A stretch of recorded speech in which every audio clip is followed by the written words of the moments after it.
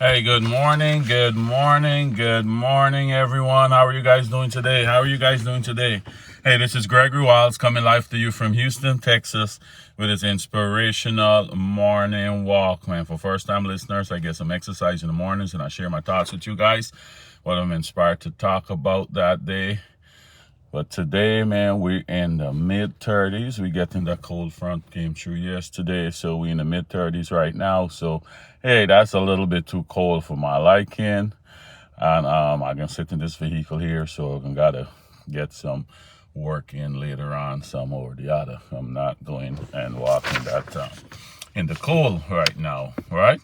But yes, we can look at this something else here today that I was inspired to share with you guys, man. But you can, if you miss anything or you like what you're hearing, they're always on YouTube. You could go back and catch some stuff on YouTube right there. If you go into YouTube and just type my name in there, Gregory Wiles, and the channel is going to come up, and you can catch everything that you missed. We got over about 200 and like 60 something of these little talks, teachings, so if you want to call it, is on there. You can almost find something to bless you on there, right? So what I'm talking about today, what I want to shed a little light about, about this tormenting spirit, about the tormenting spirit. All right. And the whole point behind this is to show people that some things you might be dealing with, your brother, sister, mother, father, child, cousin, friend might be dealing with, and it's spiritual, but we're looking at the physical. Remember, we talk about the reason why what's his name, David and Goliath story, how David is the only one look at it spiritually. That's how he had the courage and everything, and was so confident that he would have defeated Goliath, because he looked at it spiritually and not at it from the physical. Because remember the saying, if you are looking at all you can see, if you're looking at all you can see, you will not see all there is to be seen. And 1 Corinthians 4:18, when Paul is reminding us, do not look at the things that you can see, but look at the unseen things, right? So that's the next, that's part of that, what I want to shed some light here on this tormenting spirit. And it's the David, 1 Samuel 16:14. We can look at that 14 through 16. 1 Samuel 14 through 16, we start out with that. Well, before we get into 1 Samuel 16, Saul was the first king of Egypt, right? You remember, Saul was the first king. And God anointed him king. But he got so big-headed, he think, he get carried away, like a lot of people get carried away with the anointing of God, the anointing God gave us, and we start thinking we're doing things off our own. So, long story short, he did not follow God's, he disobeyed God. Several times he disobeyed God. You can read about that in 1 Samuel 15, when he disobeyed God, tell him going to attack the Amalekites and destroy everything. But he kept some stuff that he wanted to keep, and that was the last straw. God get upset with him. But so here was his punishment when God get upset with him, right? God had just appoint David. God get upset with him, and he sent Samuel to appoint David as this king, anoint David as king. Right, so that just happened. Samuel find David. That was the next story. That's what I really want to talk about today. But God said, no, I want you to shed light on this first. So when God anointed David, that's what I was really preparing to talk about. Then he said, no, I want you to do this. So somebody need to hear this today. Somebody need to hear it, right? So Saul anointed David king already. So this is what happened here now after that happened, right?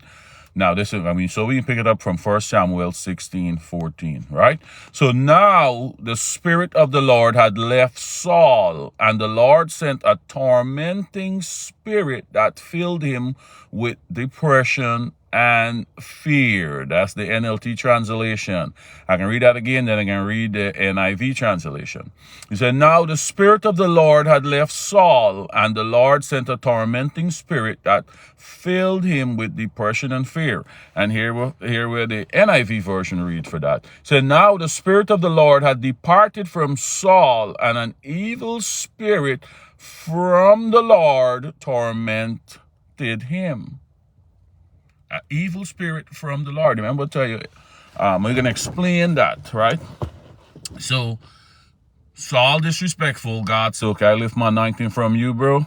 You're no more my king in my eyes. You can still sit on that throne, but you're not the king. You're not the king. I anoint David. He got to wait a little bit before you actually get the throne. But my anointing is on him right now and not on you, right? So I just want to show you.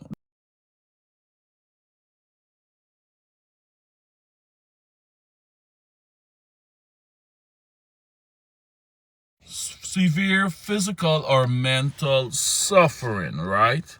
So this tormenting spirit, they say, come from God because he disobeyed him, right? So you might say, but you know, and he suffered from depression and fear, and we can go on a little bit more in the story. But what I'm saying here, these evil forces got to go. They can't jump on you, and that's a comforting thing you should know. They got to go to God for permission. It's just like the police. You break a law, police arrest you. They got all the evidence, but they just cannot sentence you to no time in jail. They got to run it through a court, present the facts to the judge. The judge got to look at the case and then say, okay, he is guilty. We're going to set punishment due to this crime, first time offender, whatever. We're going to set, this is the result, right? Whether a lot of cases decide just by the judge. The judge can say we can sentence him to 6 months in jail. So, but my point is the judge gonna make the final decision, even though the police made the arrest and they find you breaking the law. So just how it is. The enemy can find you breaking the law, but he gotta take his case to God and say, hey God, Gregory break this law here. Michael McKinnon, how are you? How are you doing? Cuz, how are you doing? Hope all is well. So he carries case, so God said, okay, get him. So God loosed these tormenting spirits on him. Give the enemy permission to torment him, right? So let's go on in 15 now. So some of Saul's servants said to him, a tormenting spirit from God is troubling you. Let us find a good musician to play the harp. Whenever the tormenting spirit troubles you, he will play soothing music and you will soon be well again. Guys, this is another little revelation here. I'm not going to dwell on today. I might dwell on another day. But this here is telling you the power of music. The power of music, right? Music has a lot of power. In this case here, the music is going to swing. Go on and see how this music soothed King Saul. But on the other side, music is used to call up evil forces too. Music is used to call up evil forces. Can use both good and bad. I'm not going to dwell on that today. We can look at that the next day, but this is a little revelation. So anyhow, these men searched and they said, so Saul said, okay, go ahead and look and find someone and to find David that could play the harp well. So they sent for David, and David was playing the harp for him. And then we jumped straight to 23 to get that, right? So he said, whenever the tormenting spirit from God troubled Saul, David would play the harp, then Saul would feel better and the tormenting spirit would go away, right? So whatever particular tunes David gonna play and how we gonna play it, these tormenting spirit, for whatever reason, they can't take this music and they would leave him and he will get some peace. But what I'm saying, some of the things we are dealing with, it's not only physical, but it's spiritual. And just like how Saul played his tormenting spirit, this music, this soothing music, and the spirit go away, that's what we're doing, right? We going, someone tell us the condition you got is forever. You don't have no cure for it. You have no cure for it, and you got to live on these pills. So whenever you take these pills, whatever these pills do, it ease down that spirit for the time. You get a little relief, and time go on. You don't take your medication. Like some people might say, oh, he didn't take his medication today, that's why he acting up. And he got his medication. It's calm, just like this music here. This was Saul's medication. Whenever the spirit jumped on him, David would play the harp and calm it down. But on the flip side, different beats, different tunes, different types of instruments and all of that would use to call up certain evil forces. We can go into that another day, but that's a little revelation there, right? So let's look at some of Saul, because Saul acted like a complete he got Let's look at some of the traits what this tormenting spirits will do to people, right? Let's jump to 1 Samuel 18 now. 1 Samuel 18. Saul had liked David because of what he did. He appointed him a commander in the army, which all the people was very pleased with and all of that, right?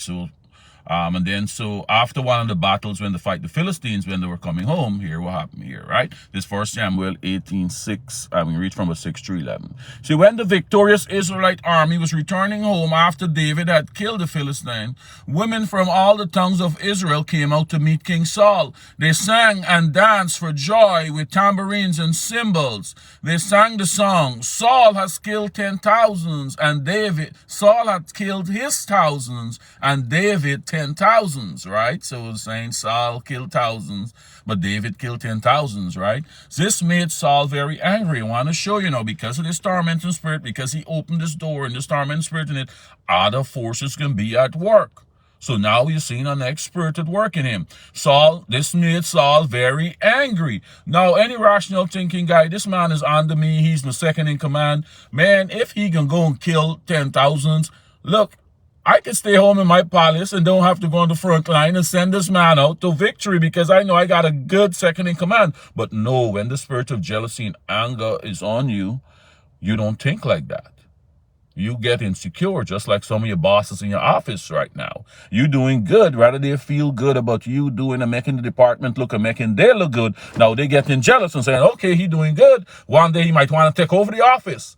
Spirit of jealousy is on them, rather than to look at it, man, this man is really making me look good. Let me treat him right, keep him here, and I could relax, but I could look good for the work that he's doing, but jealousy get on them, right? So let's see how the jealousy get on him. This made Saul very angry. What's this, he said. They credit David with 10,000s and me with only thousands. Next day we'll be making him their king. So from that time, Saul kept a jealous eye on David. So you see two more spirits at play in him. Anger and jealousy. Anger and jealousy, because the door is open, wide open now. These tormenting spirits can let other forces in. The door is open. They're in control now, right? So let's see what happened here. This is 1 Samuel 18:10 now. The very next day, a tormenting spirit from God overwhelmed Saul, and he began to rave in the house like a madman. The spirit overwhelmed Saul, and he began to rave in the house like a madman. David was playing the harp, as he did each day. But Saul had a spear in his hand, and he suddenly hurled it at David, intending to pin him to the wall. But David escaped him. Now, what I'm saying, we see people acting crazy. We see people getting angry. We see that's jealousy. We see them acting like, as they say, he act like a madman, right? You know, when we say a madman, what we mean, how this person acting, right? The man who's playing the harp, to quiet him down, he hurled a spear at the man, intending to pin him to the wall. Now, that makes sense to you. It's like you going to the doctor. This doctor who is taking care of you all these years. Every time you get sick, you go to the doctor, you give you your medication, you take it and you feel better. And all of a sudden, one day, you go to the doctor's office and he trying to write up your prescription to give you, and you trying to kill the doctor that is helping you. Now, does that make any sense to you? Think about it. The person that's helping you, you trying to kill them. So if you kill them now, what is going to happen? Who's there to help you? And that's exactly what the spirits want. The spirit want. The spirit is mad that David is playing this music that for whatever reason he cannot take. And when this music is playing, he got to left. He got to go for the time. He might like, you know what, Saul? Okay. I can be back though. I'll be back. I'll catch you later, buddy. I gotta go. This music is not my cup of tea, but I'll be back. So what does the spirit try to do? Kill David. It's the spirit acting him. But you see what they say here, right? He heard the spirit and intended to pin him. But whenever he played this storm of music, the spirit got to go away, right? They got to go away. So the spirit is who trying to kill David. Because if he killed David, now nobody's there to help him. Nobody probably thinking, well, you know, then got to take a long time to find the next man who could play this type of music to affect me this way. So if I kill this man and get him out of the way, I'm good. I could torment Saul as much as I want. Nobody to stop me. So my point behind all of this, guys, some of the things we are dealing with is not all physical. And that's why as a Christian, we got to look beyond. That's why Paul was telling us, do not only look at the things that you can see, focus on the things that are unseen. Because when Saul, when this tormenting spirit was not on Saul, he was fine. He was good. He loved David. He promoted David and made David commanding the army. He liked David. His spirit just stuck to David right away. Saul liked David. But when this tormenting spirit is on him, that's when the jealousy and the anger and the need to kill. If you go on and read the story, see how much attempts he made to kill David, the man that helped him, the commanding the army that was doing so good that all the people like and was helping him playing the music. He trying to kill him. It's not Saul that is trying to kill him. It's that evil force. And that's what I'm trying to tell people. When the boss of you coming with all the jealousy, come with you doing all this stuff, evil stuff to you, it's not the boss. You don't come against the boss. Come against what's driving them.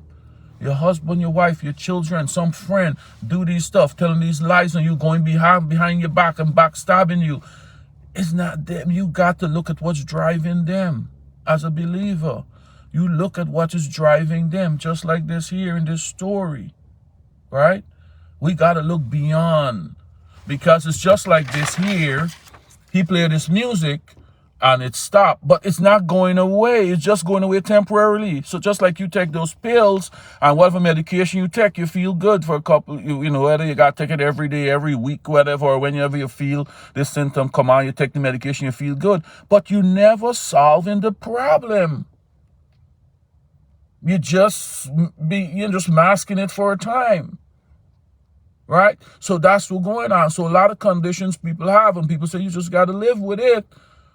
Maybe it's spiritual, and the doctors them cannot help you because they don't. This is spiritual. It's not nothing physical.